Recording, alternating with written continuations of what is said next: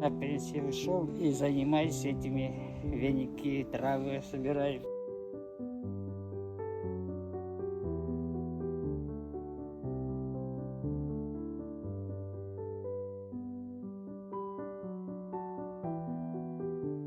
Сезон начинается так.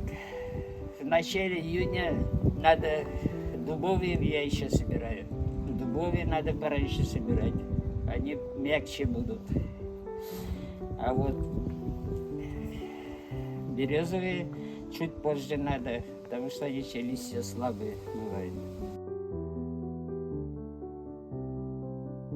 Если очень постараться, можно 15-20 пар можно за день, если вообще, когда настроение хорошее. А бывает, что себя никак не заставишь уже. Бывает такое.